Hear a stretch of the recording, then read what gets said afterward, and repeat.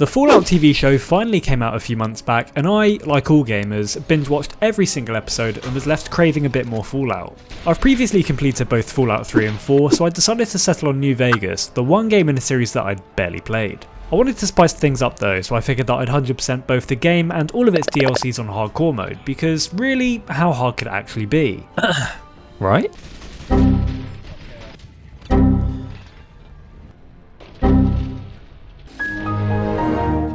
Every time I fast travel, I lose hunger and thirst and sleep, and I move like this. And I'm crawling in to get water. It's only a game. Why you have to be mad?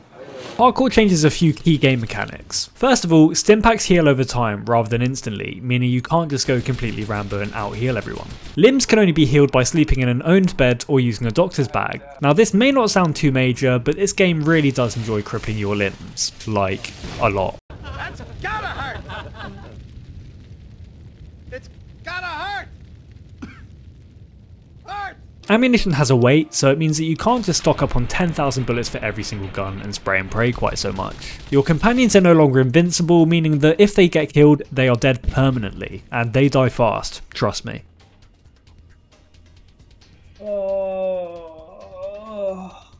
And if all of that isn't enough for you, you must actively eat, drink and sleep an unhealthy amount, because if you don't, you better believe that that's going to kill you as well.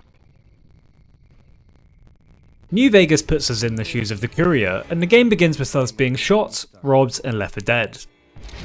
With the intro cutscene finished and our beautiful character now made, I assign my special skill points with a slight focus on intelligence and luck. There is method to my madness, and you'll see this soon enough. After stealing every single item I could find in the house of this doctor that kindly saved my life, because that's just the type of person I am, I confirm that I want to play on hardcore and I enter the Mojave Wasteland. My initial plan was to take a gentle stroll, discovering some locations so I could fast travel along the map. This stroll wasn't very gentle in the end, with it turning into more of a panicked run than anything else, with the local wildlife taking a rather strong dislike to me. Maybe it's my face.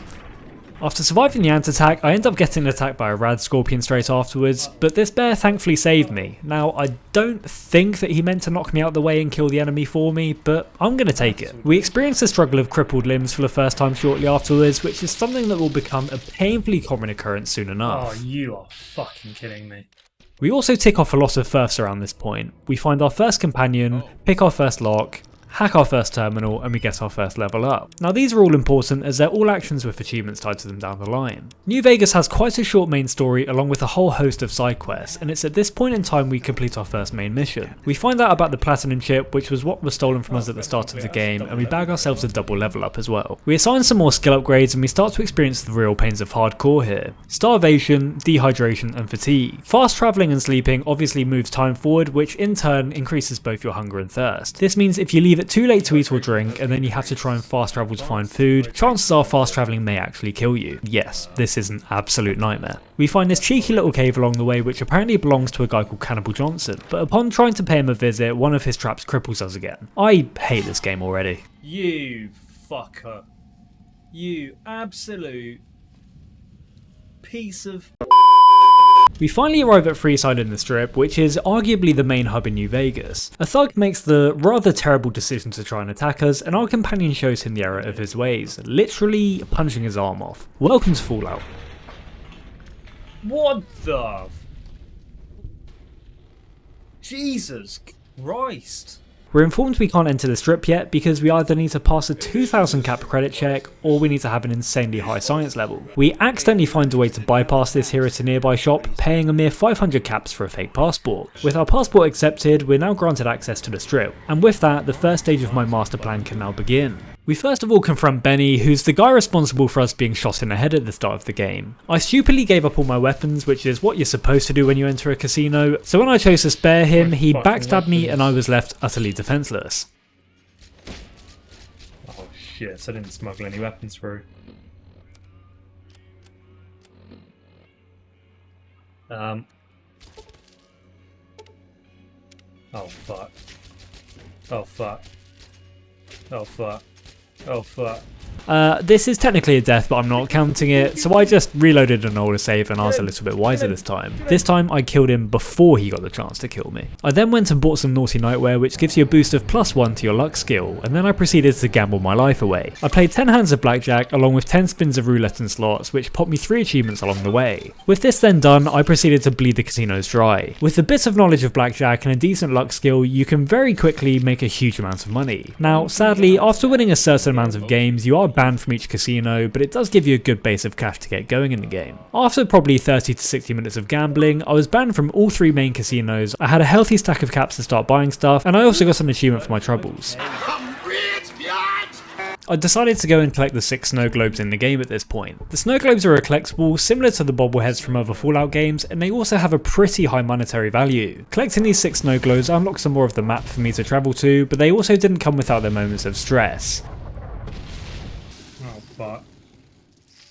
Oh my god, I started a fire, I should have. Oh fuck. Piss.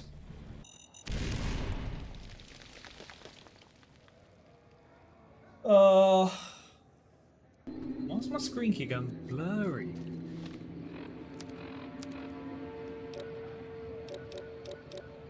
Oh, bloody concussed as well.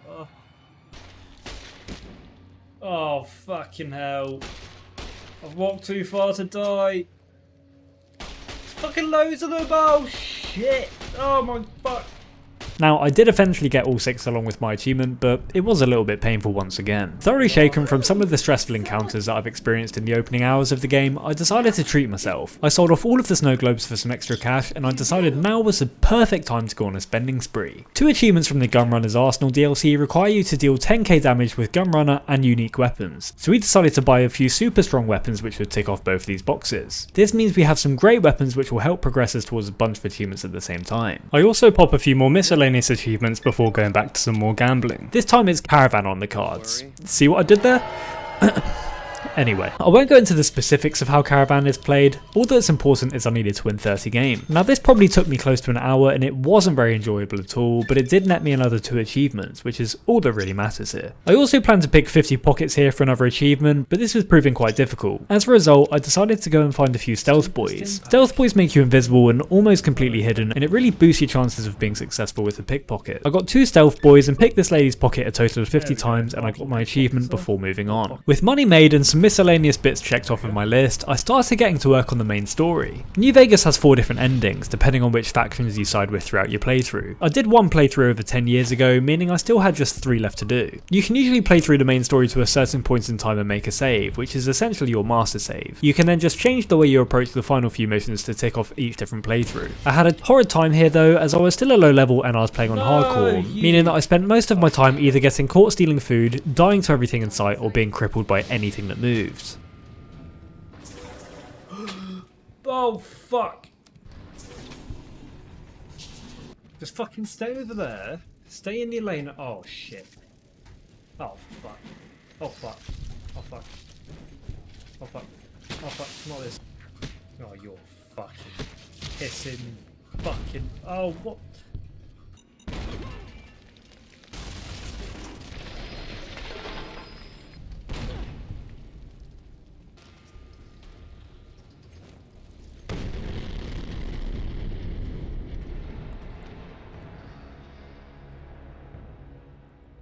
We befriended a faction called the Boomers during this time, which gave us access to a shop with plenty of food and drink for us to purchase. Finally, no more being shot for attempting to steal some maize. I then decided to embark on another particularly grueling task at this time, completing the Legend of the Star quest. This rather miserable task is started at the Sunset Sarsaparilla HQ, and it presents us with the objective of collecting 50 special bottle caps. There are over 100 of these in the game, but given how large the map is and how small bottle caps are, they are painfully difficult to find during a normal playthrough. As a result, I loaded up a guide and tried to be methodical in my approach. A few locations will provide you with 2 or 3 bottle caps in the same place, so I tried to focus on those first, along with any locations I had previously discovered and could fast travel to. Unsurprisingly, death continued to follow me here. I think I stumbled on the National Conference for Geckos at one point here, because what seemed like just 1 or 2 harmless geckos turned into an absolute massacre. For me, that is.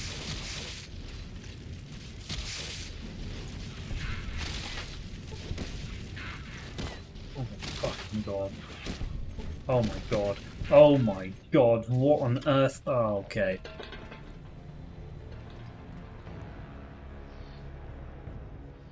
Cazadors also continued to absolutely ruin my Fallout experience, but I was treated to achievements for discovering both 50 locations and dealing 10k damage with gunrunner weapons. I finally discovered my first source of doctor's bags, meaning I could, very sparingly, heal some crippled limbs. A random guy approached me near the end of my hunting journey and he gave me the last few bottle caps I needed here, meaning that I completed the Legend of the Star quest shortly afterwards. As I spent a bunch of time hunting down stuff around the map already, I continued on this trend by recruiting each companion next for another achievement. I figured if I got this done now, I could decide on my favourite companion along the way and keep them with me for the rest of the game. I got another gunrunner achievement here, said some emotional goodbyes to companions departed too soon, and I accidentally sacrificed some other companions because hardcore doesn't just hate me, it hates everything that tries to help me as well. After a short grind, all companions have been recruited and I could finally continue on playing the game properly. I started off by doing the Brotherhood of Steel quests here. Now there aren't any achievements tied to this, but they do come with some useful perks, namely getting to wear power armor. I'd accidentally stumbled on some power armor earlier in the game, so I was definitely looking forward to finally getting to use it. A few more achievements popped along the way, and now this really wouldn't be a hardcore playthrough without more companion death and crippled limbs. I also started encountering a problem here where my game would freeze and crash at this point. I was playing on the Series X with backwards compatibility, and it seems like this is a relatively prevalent issue. Now the game does save very often, so it wasn't too much of a problem, but it did start getting rather tiresome at times. With the Brotherhood of Steel quest done, I then initiated the first quest for each of the main factions. My plan at this point in time was to do all of these and make a master save which I could then reload down the line to efficiently complete each ending without wasting too much time. I opted to do Mr. House's questline first. Mr. House is a man that's kept in a stasis chamber, but he communicates with you through these computers in one of the casinos on the strip. He has the plan to use the Platinum chip which was stolen from us at the start of the game to upgrade all of the Securitron robots to Mark II, using them as a powerful robot army capable of keeping order of New Vegas. Naturally, to ensure success, he wants us to cripple all of the other factions that stand against him. We upgrade the robots, kill the Emerters, self-destruct the Brotherhood of Steel's base, accidentally let a president die that we were supposed to be defending because we were a little bit too busy on our phone. Is that supposed to happen? I wasn't even watching. Mr. House wasn't very happy about this. We then take over the NCR substation and override the power for Mr. House, earning an achievement for our troubles. This then leads us on to the final mission of the game, which is a battle at Hoover Dam. This was unsurprisingly quite easy when you have an entire robot army behind you. These robots demolished absolutely everything in their path, which unfortunately did include me, so I nearly died and got absolutely crippled. Even my own friendlies can't resist crippling me at this point. You fucking twats. Look how crippled I am! Our followers continue to have a bad day as well, dying at the very end of the game, although we also proceeded to get absolutely demolished in this final fight against some of the Caesar's Legion. Oh my god, I'm being slapped around the floor. Fuck me. Oh, Jesus. Fucking hell. After a few too many deaths, we kill Legate Lanius, who's kind of like the final boss. We get approached by the leader of the NCR, who we also kill, naturally. And with that, the ending cutscene plays. We get the Mr. House ending here, along with the hardcore achievement as we kept hardcore mode on for the entire run. We reload our save and begin our next ending, this time siding with Yes Man. Yes Man was Benny's assistant, that guy that shot us in the head at the beginning of the game. The Yes Man ending results in us killing Mr. House before upgrading the robots once again. This time though, the robots will be controlled by Yes Man with an aim to make an independent New Vegas. We once again fly through these few missions because there really isn't a lot to them, before letting our companions die once again at the end of the game, before dying ourselves, again.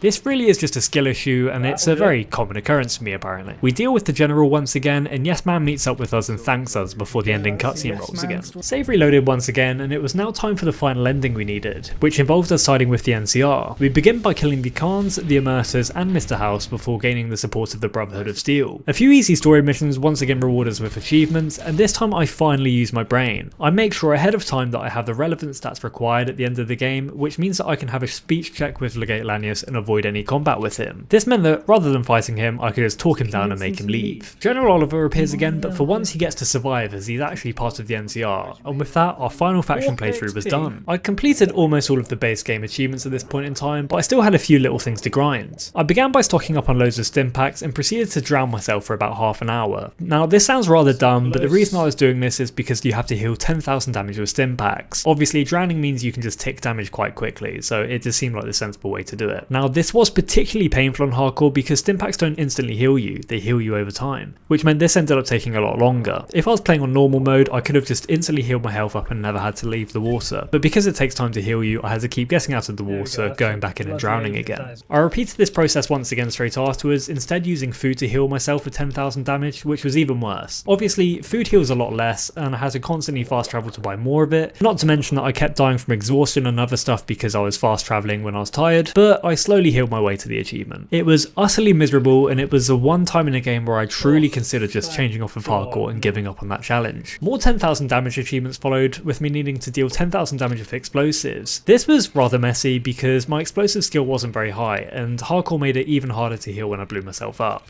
As a result, I died. Like, a lot. Oh, bro, I'm trying to save my... There you go.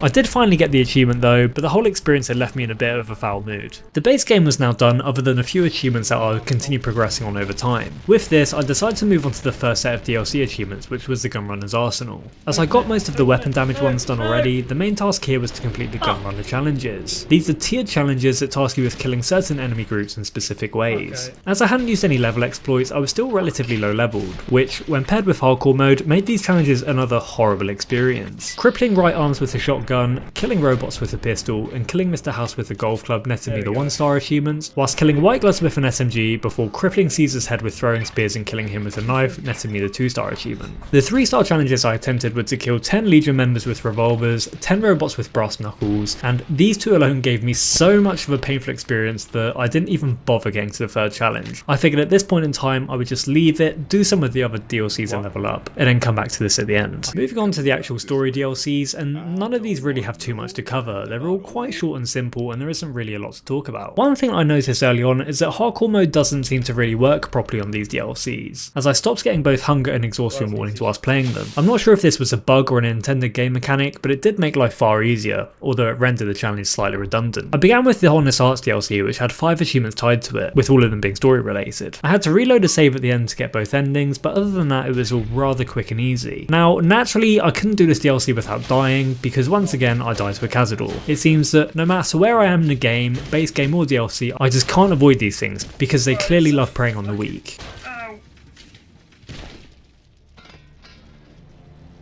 I did get a bunch of decent weapons and armour for completing this DLC, and then I jumped straight into the Old World Blues next. This DLC was actually quite good fun, with a lot of humour and some great characters. We essentially start off by getting mutilated, losing a bunch of organs, but then having them replaced by bionic versions, which gave us a bunch of really cool perks. A string of rather simple story missions and a bit of collectible hunting to do, but within a few hours we also had this DLC completed. When we finished this DLC, we got a bunch of good gear once again, and there's a shop available which had loads of caps. This meant that I could sell everything that I just earned and get a bunch of money back. Next up was Dead Money, a DLC which greeted us with this message at the start. Long story short, extremely dangerous, traps everywhere, and on hardcore the toxicity kills you over time. Great. I truly hated this DLC, and I don't think words can describe quite how bad it really was. The environment was awful, and you also had this necklace that's attached to you. Now this necklace was like something out of Saw. It would blow up and kill you if you got too close to the radios dotted around the map. So basically you'd hear something beeping, it would speed up, and then you'd die. It sucks. What? I'll summarise this DLC very briefly. Now I did pop my final base game achievements for discovering 125 locations, reaching level 30 and for hacking 25 terminals. I also died once or twice during this DLC. And when I say once or twice, I mean 16 times. I'll just give you guys a few moments to really enjoy my suffering. Oh, for fuck's sake.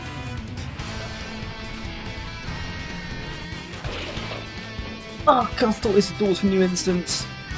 Oh fuck, shouldn't have done that. No. Oh no, fuck you. Fucking hell, this is so awful, man. Fuck me!